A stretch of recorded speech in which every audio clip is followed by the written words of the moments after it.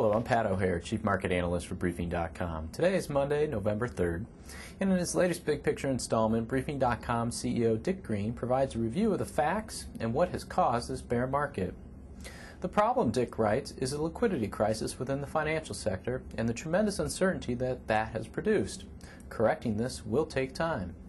The stock market is not down because of recession. The fact is the economy has not yet entered recession.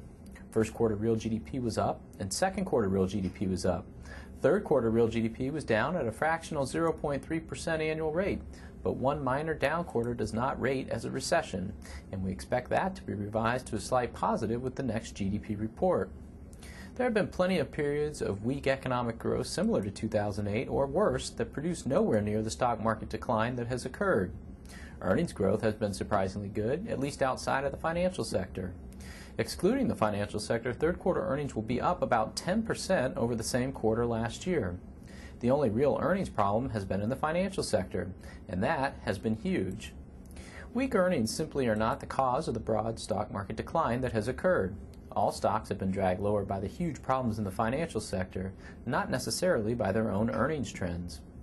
Another factor that did not cause the stock market crash was the energy crisis. In early July, with oil at $145 a barrel, there was a great deal of talk that high energy prices would lead to overall inflation pressures that would drag the market down. That was clearly wrong. The talk has suddenly turned to deflation rather than inflation.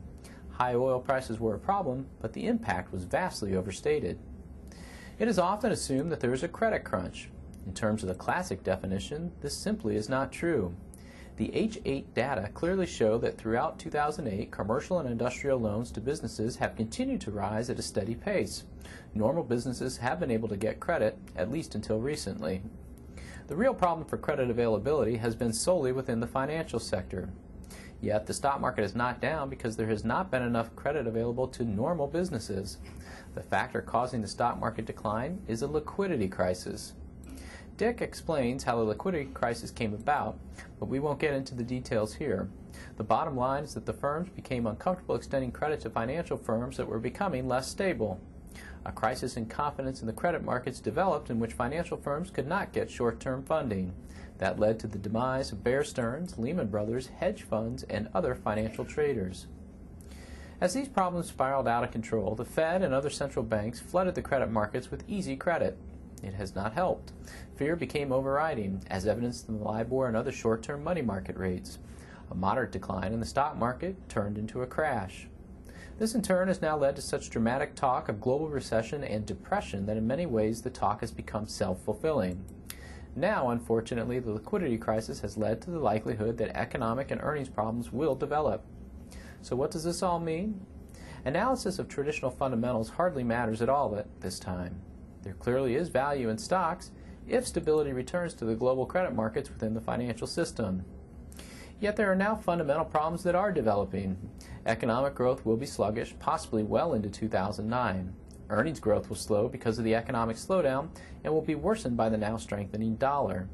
The outlook for the stock market, therefore, depends on one's time perspective.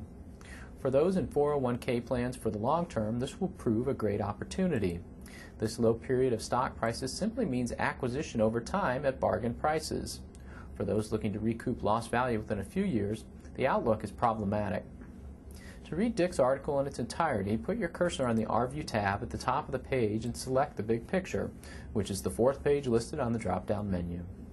I'm Pat O'Hare for Dick Green and Briefing.com. Thanks for listening.